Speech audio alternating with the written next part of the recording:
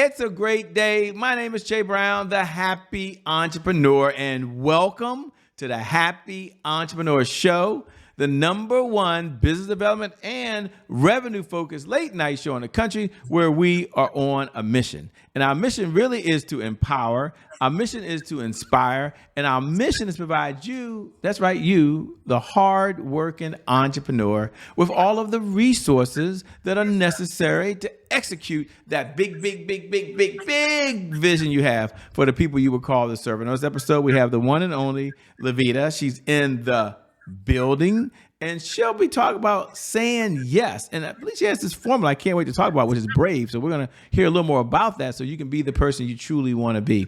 What's going on? How are you today? I'm well, Shay. Thank you for having me, and hello to your audience. I'm good. Thank you. Well, thank you for joining, by the way. And we'll get into her backstories, ladies and gentlemen. We'll get into how famous she is and all the wonderful things she's doing in the world. But some of you may be like me. You might be wondering, what's this step into your yes all about? So I guess the first question I have to get started is, why are people struggling? Or why are folks, and I know it's a loaded question, but why are they not stepping into their yes these days? They've got all the tools, they got all the software, they've got an AI that even thinks for you. I mean, can you imagine that? Like somebody thinks for you and tells you this is exactly what to do, and yet they're not stepping into their yes. What's holding them back? Oh, great question. Thank you for that. One of the major reasons why people are not stepping into their yes is simply self awareness, being aware of what you really want, what you're called to do, and why you do what you do. And for me, Che, I was inspired a few years ago. I read a book by the mogul Chandra Rhimes, and it was called The Year of Yes. And she talked about in the book all the times she had opportunities being this writer, this great writer on ABC and her shows, one after another. But she would write, but she would have these opportunities, but she would not step into them.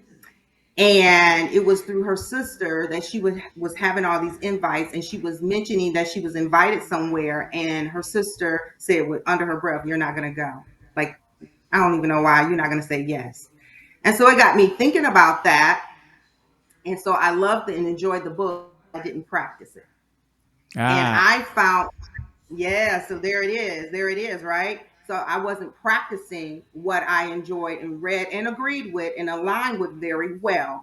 And I found myself giving my yeses away to assignments that I wasn't called to, and then resenting after the fact that I had gave all that time away and talent.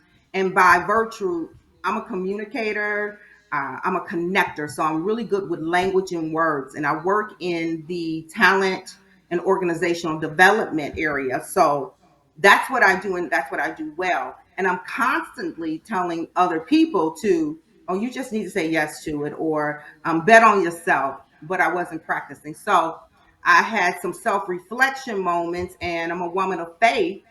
And one night, just through prayer, I heard the Holy Spirit say, "You need to step into yes. You need to stop doing this. You need to stop doing that." And I thought about it.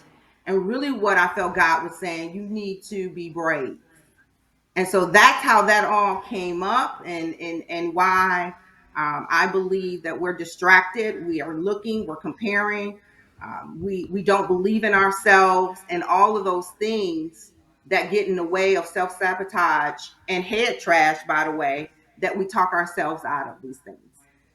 well said. So if you had to define for the person who's watching right now, says, I like what you said, Shay. It makes sense. I've followed her. If you had to say what stepping into your yes means, and you had to finish the sentence, which is stepping into your yes means ... How would you define that for the person that's listening right now so they could relate to that?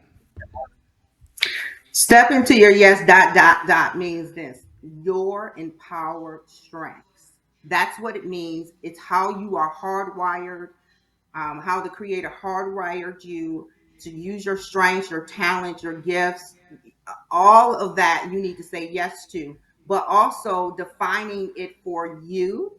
Because what I've just studied and just working in human behavior and working with talent, I've noticed there are four yes archetypes, right? So these architects and archetypes, they look like this: the affirmed, the abandoned yes, the hustled, and the honorable yes. The affirmed yes, it aligns to who you are, Che. It's who you are, it's your strengths, it's your talent. When you in it, you in it. It feels right. It it's not only that, it's your genius there. Your abandoned yes is you said yes to something inwardly, but you haven't executed. And then your hustled yes, you said yes and you resented it and you had no business saying yes to it. So it's that people pleasing yes. And then the honorable yes is yes, I'm going to do this because I feel led to do it. I want to help this person out or whatever the case may be, but it feels right within your soul. And so those yes types are is basically how we are engaging in the world. And a lot of times at our core, within our soul and in our spirit, we know what to do, but we don't do it based on fear, self sabotage, time, self comparison. And so when you're being brave, it's like you're stepping into it with no receipts. With no receipts. Now, no receipts. And ladies and gentlemen, we're going to get to her backstory. I promise you, I'm going to answer that question in a Mhm. moment. But no Mhm. receipts means different things to different people. Take a Mhm. moment and define what does no receipts mean. Does that mean I've never done it before? Does that mean I don't have no past performance? Does that mean I don't know what I'm doing? Just so we can be on the same page. You keep saying no receipts. What does that mean from your view of the world? Okay, great question. So I talk a lot about confidence and courage. And confidence, oftentimes, we did it before, we'll do it again.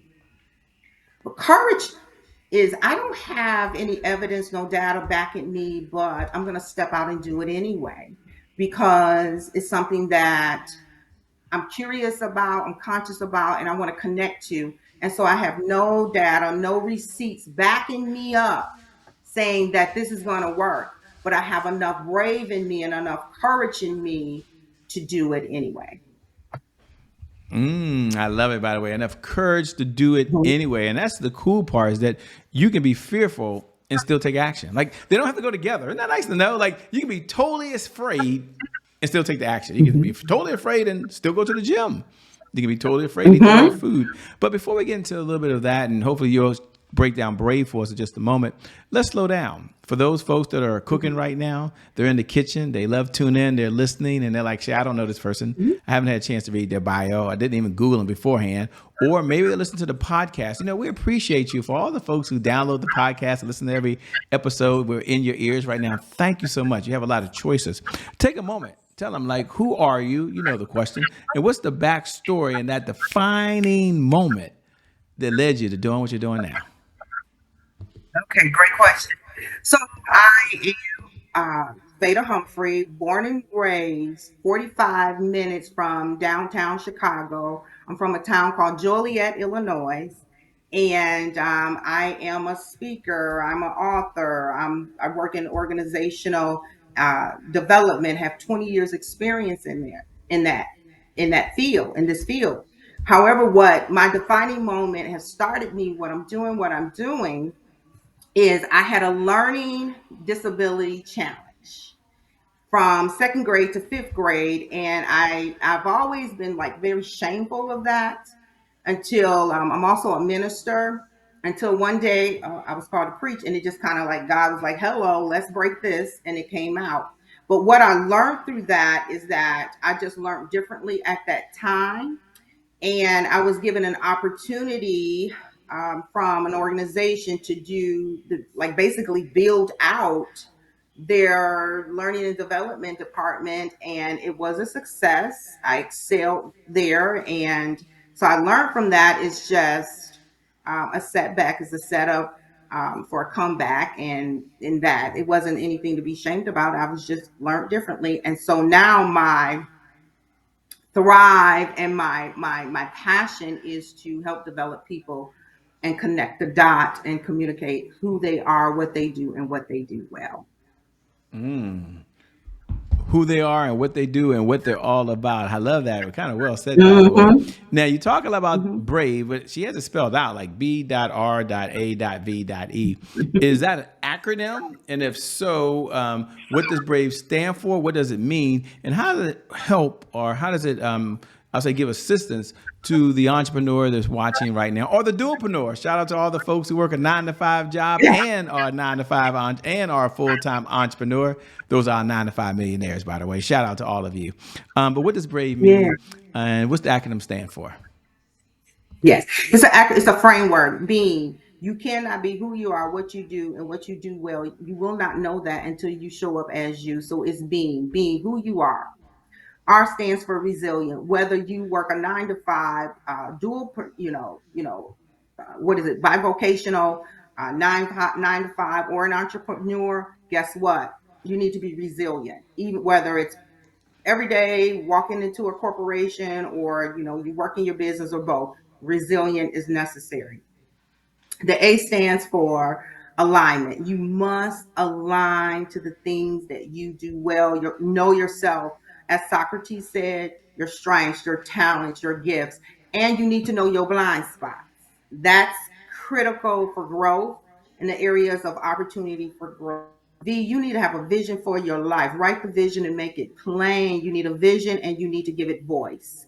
I'm very passionate about the power of voice. You need to give it a voice. You need to show up not only as who you are, but the things that you are developing or creating, or showcase at work. You need to give it voice. Don't be afraid to do what I call B.R.A.V.E, brag about it. Be real about greatness. Be real about your greatness. And then E, execute. You need to engage and execute, and don't be afraid if it doesn't work, but you need to be brave about it and execute anyway. Wow. And the framework, was this something that you kind of created as you was going along doing what you were doing? What's the back? I'm always curious of the backstory, by the way. Like, wow, how did folks come up with the framework? Was it something they needed to help someone with, or was something you decided just to create? What's the backstory? Here's the backstory, and that's a great question because I love storytelling as well. So the backstory started 3 years in my journey, and I've been 20 years plus in the organizational development space, and I call it a God given strength to identify talent quickly and emerging and leadership skills. And my 3rd year in, I used to ask during the orientation this vanilla question that many of you have heard before sometime in your career or walks of life. How did you get here? The vanilla question was simply this: how did you learn about this, organization? So vanilla and generic. And then one morning, I used to always, because I was new, right? I didn't have, I was learning this position. And I used to pray every morning, especially when I had a new class or to orientate new team members. I used to pray all the time to make sure that I served them and served them well. And I switched the question. One question changed the dynamic of not only my life, but the lives that I was serving at that time. And it was simply this: what is your purpose? If you know your purpose, what is it? And how can I help you get there? And that one question in a room, about 5 new colleagues, spearheaded like a domino effect that I had to pull them back into the culture of the organization. And some of them knew their purpose and many of them did not. But here's what happened. Here's what I learned. Everyone is seeking. Everybody across the world is seeking: who am I? What do I do? And what do I do well? And how do I serve the world with of what I know about myself, my purpose?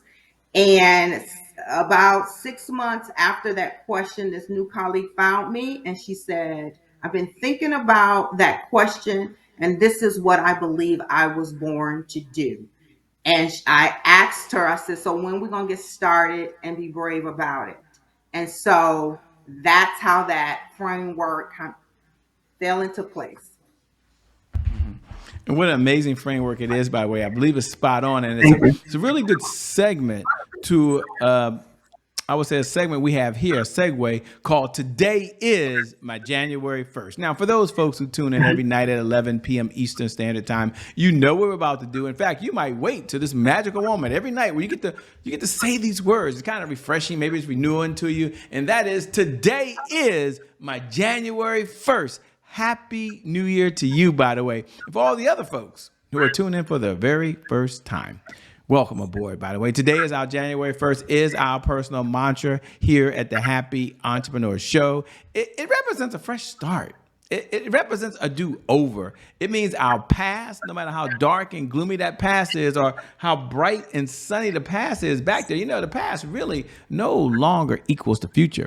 And so the question I'm going to ask for on the other side is twofold. Number one, has she ever had a setback? So the first question is, hey, have you ever had a setback? And if so, what was it? And how did you bounce back? And number two, when you hear those words, today is my January 1st, what do you even hear? What goes through your mind? Oh, of course I have many setbacks, but I want to start with that today first. What goes through my mind? If today was my January 1st, because the new year is always that time where people start writing their vision, what have you. But for me, I look at every day as a reset and a rewrite.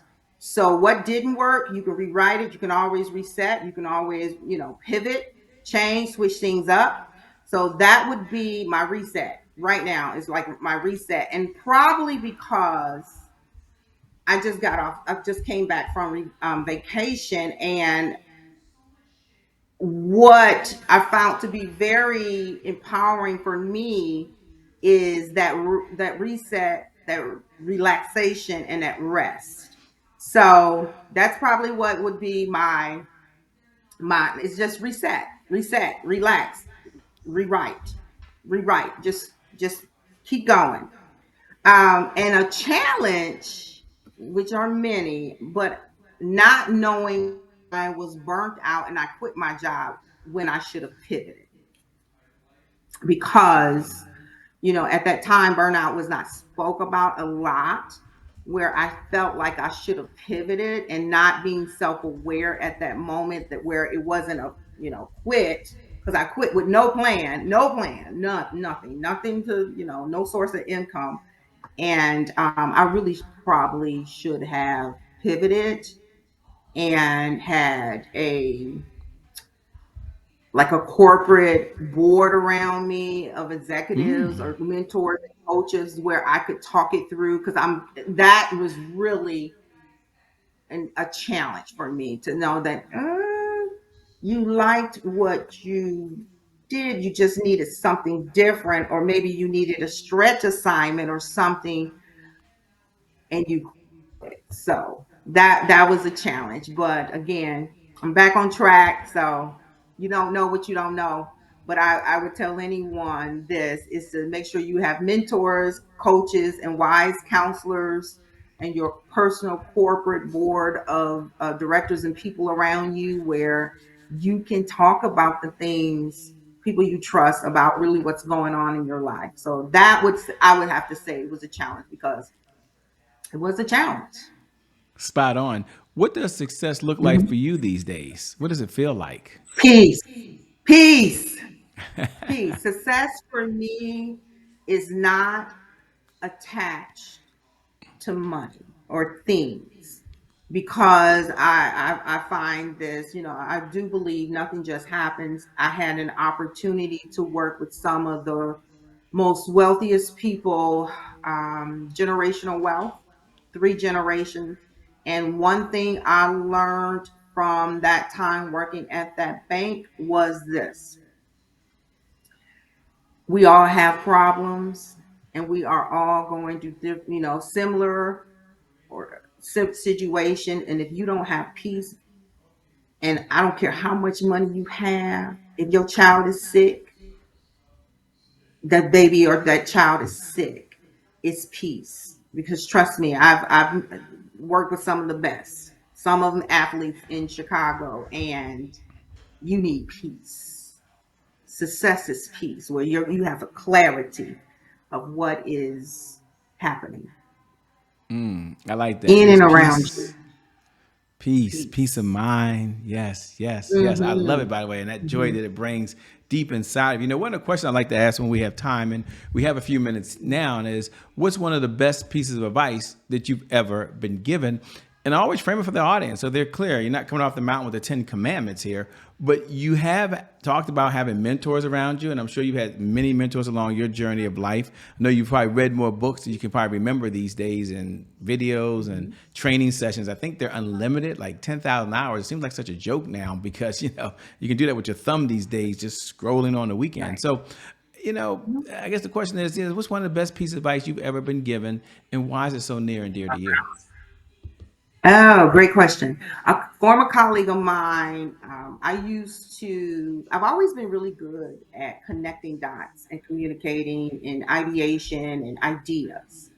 And I would show up. I mean, I'm working in talent and learning and organizational development, and I'm in the boardroom and I'm giving all these ideas. And one day, I even like I do professional speaking, and I was asked a couple times to, speak. And one colleague, she pulled me aside and she said, "LaVada, because you don't give people so much of you trying to be loyal and miss your calling and not understand the power of the genius inside of you." So, in other words, she was saying, you're giving your genius away. You're giving them too much of you. They need to pay you for that piece of you that is not on that job description. And so she was basically giving me a confirmation of not only who I am, but also my value that I was bringing. So I was giving my value and my genius away and thinking because I work for this organization. And she was like, "No, that's another part of you. That's the talent that God is giving you. That they're asking for, but they're not paying you for either. So they probably need to. Probably need to say yes, but give them an invoice for that 45 minutes." I like to give them an invoice for that. And you talk about getting them an invoice for that. We're all nosy. We're looking at the sign on the left hand side, maybe your left hand side, our right hand side, that says wish for it, but that's crossed out, and it says work for it. It's obviously there for a reason. It's right there in the spotlight. So, why is that so important to you that you work for it, not just wish for it? Because when you're wishing for it, there's no execution. When you're working for it, faith without works is dead. You must execute and do the work. And sometimes, there's, some grace. Well, a lot of times there's grace, but you need to work. You need to work. You need to put in the work, because when you literally, Jay, this, when you start taking those steps, that courage comes, a fuel, a momentum, a joy. It starts, and even ideas start to, unravel. So you work for it. You do the work. You do the work. Nobody can take what you work for. And if you did it before, you can do it again. So that's why don't stop And what do you wishing say to the for it. person that's listening, says, I love it. Matter of fact, I know I need to work for it. And again, this is a loaded question because people are different levels, different spaces, different backgrounds, Mhm. different economic stats. But I think the question, a broad stroke, might be on someone's mind. Maybe it's your mind, you who are watching right now. And that is, well, how do I be consistent? Okay. She says work for it. I know I need to work for it. I know I need to believe, but I'm struggling with consistency. And we know that consistency is the key. Consistency is the key. Consistency is the key. And having said that, what do people struggle with? I got two hands up. Consistency. So what's one or two pieces of advice that you give to folks when they get off track so they can get back on track to be more consistent? Pay attention, self-awareness, one. Because sometimes I can be careful how many things you put in your hands. Be careful with what you say yes to. You have to step into your yes and understand, is this an honorable yes that you're going to help someone out, and understand time frame? How long you're going to be, helping this person out? Is it, supporting them for 2 hours, or is this going to be a 2 month time frame? So to be consistent, you gotta know, you gotta be self-aware. and you got to know your distractions and your vices. You have to know that. You have to know that. So if you know that football is your thing, then what can you do before the football game come on? Like, you have got to carve out time. So I would say consistency starts with time management and calendar yourself. Put yourself on your calendar. I like that. I want my calendar is full. This says Shay, you know, from wake up to sun. I'm joking. Dang, Sun up to dang, sundown, by the way. You know, is what do you do when you're not out saving the world? When you're not out helping people be brave and step into their yes and do all the exciting things you're talking about doing? What does fun on the other side look like for you? Oh, good question. So I've moved to Charlotte a few months before COVID. So I'm in Okay. Charlotte, North Carolina, and Charlotte is a great city with plays and creatives. And so I have found my love for plays and spoken words because I love communication. And so I find myself doing a lot of going to different events, plays, also meeting new people. I love people. So that's something that I do in my spare time and girlfriends hanging out. Mhm. And also Sounds like hanging out fun. with my husband. Yeah. Yeah, throw your husband in every now and then. That's kind of cool, I'm Yeah, sure as yeah, yeah, well. yeah. As we come Yeah. down the home stretch, a two-part question. Number one, what type of clients is your firm looking to work with these days, if any? And number two, how can folks connect with you? Where should they go if they want to stay in this conversation over and beyond the time that you and I have right now? Okay, thank you for that. So clients, I am in a rebranding, so I am taking on speaking engagements. So I'm definitely taking on them, but new clients, I'm not taking until 2026, and I'm only working with my current clients as of right now. And how you can stay in contact with me, I'm on social media. I'm on LinkedIn under LaVada Humphrey. On Instagram, I am LaVada Humphrey. I just what is the oh, it's not Snapchat. It's what's the other one? I can't even remember the name, but I am LaVada D on that one. Okay. It's not Instagram. TikTok? TikTok. Yes, yes, yes. I just Thank took you. a It's on guess, ladies and TikTok. gentlemen. Thank you for that. I am LaVada D. But you can find me on LinkedIn, Facebook, LaVada Humphrey. I'm on all the social medias. Well, You let me can say also go thank to you my so much. website, Oh, your website, yes. What's your website? LaVadaHumphrey.com. Yes. Say it one more time. LaVadaHumphrey.com. LaVada Humphrey. Well, let me say thank you so much for being on the Happy Entrepreneur Show. I know you can always make more money, but you can't make more time. So you're giving us the most precious resource you have, which is your time. So thank you so much. No, thank you. Appreciate you.